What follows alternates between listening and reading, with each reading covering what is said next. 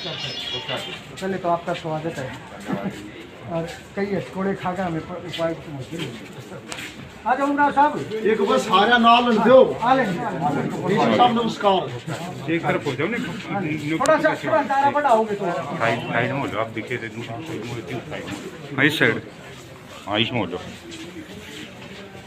प्रशासनिक अधिकारियों से आप तमाम किसान मिले हैं, क्या कहेंगे? देखिए, आज एक तो जो गृह राज्य मंत्री है उसके लड़के को जमानत मिल गई है, उसके विरोध में हमने सारे किसान भाइयों ने राष्ट्रपति को ज्ञापन दिया है कि भाई यूपी सरकार को बोले और उच्चतम न्यायालय में जो ये जमानत हुई है इसके खिलाफ जो है वो करें और इस जमानत को रद्द करवाएं। और ये सरासर क्या है कि राजनीतिक षड्यंत्र है, जहां एक तरफ ये हमारे 4 किसान भाई और एक पत्रकार भाई इतनी रौंद कर इस गृह राज्य मंत्री के लड़के ने हत्या कर दी थी, वो तो खुला घूम रहा है। और जो है हमारे देश का क्या है, किसान और मजदूर 378 दिन तक इस भाजपा ने सड़कों पर बिठाए रखा।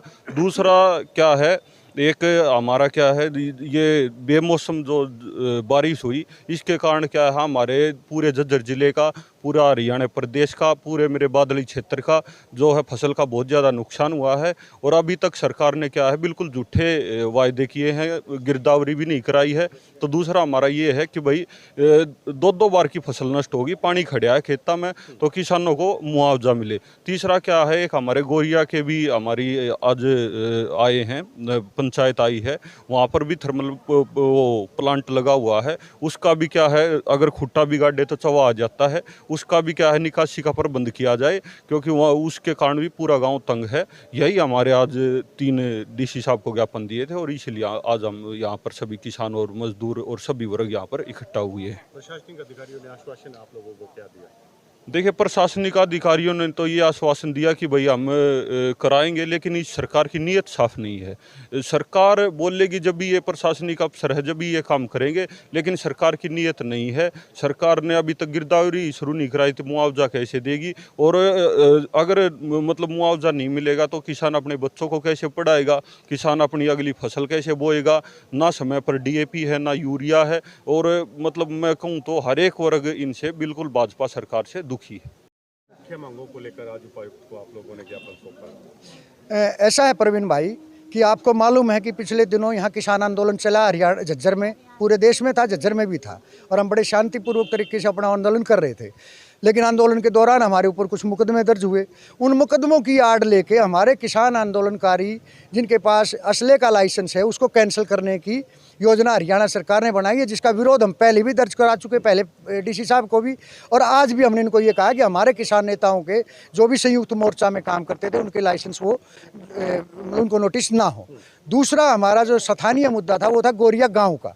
गोरिया गाँव में जो NTPC पावर प्लांट वहाँ लगा हुआ, उसका वेस्ट वाटर का जो तालाब है, उस तालाब की वजह से गोरिया गांव में जल स्तर लगभग 2-3 फीट पे आ गया।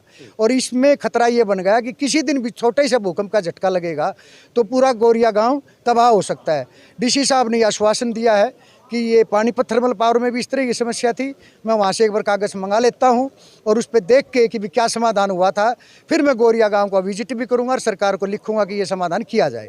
और एक जो आपको मालूम है किसान आंदोलन, क्योंकि आप तो साथ ही थे, लखीमपुर खीरी में गृह राज्य मंत्री के बेटे आशीष मिश्रा ने हमारे 4 किसान और एक पत्रकार को जीप से रौंद दिया था, उनको शुक्रवार को उच्च न्यायालय ने जमानत दे दी। हमने राष्ट्रपति से यह मांग की है कि वो इसके खिलाफ अपील उच्चतम न्यायालय में करें या यूपी सरकार को कहें, आदेश दें। पीछे राजनीतिक हाथ मानते हैं जमानत के पीछे? देखो, ये तो आपको मालूम है, भारतीय जनता पार्टी जितने नीचे स्तर पे आ गई है, मतलब उसने राम रहीम जिसको सज़ा मिली हुई है 20-20 साल की 2 बार, लड़की के रेप में आपके बिरादरी के छत्रपति रामचंद्र जी जो थे पत्रकार, उनकी हत्या के केस में, अपने जो सेवकदार थे उनको नपुंसक बनाने के उसमें, बेअदबी के मामले में उनके ऊपर केस चले हुए हैं। लेकिन क्योंकि पंजाब, पश्चिमी उत्तर प्रदेश, हरियाणा, इसमें इसका अच्छा असर है तो पेरोल पे बिठा रखा है गुड़गांव में।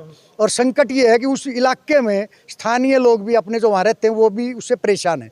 ये कल के वक्ता सुन लो, कांग्रेस पार्टी के बारे में जितना नीचता से असम के मुख्यमंत्री ने उत्तराखंड के चुनाव रैली में कहा, मतलब इससे ज़्यादा नीचता नहीं हो सकती।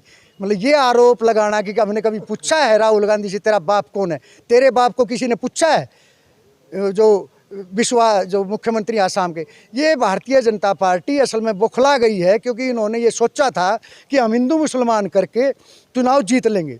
हिंदू मुसलमान हुआ नहीं, कहाँ किसानों की मजदूरों के साथ एकता बन गई, तो उन्होंने पूरा प्रयत्न किया। अब वो अपने न्यूनतम स्तर पे ऊपर ओछी हरकतों पे उतरे हुए हैं।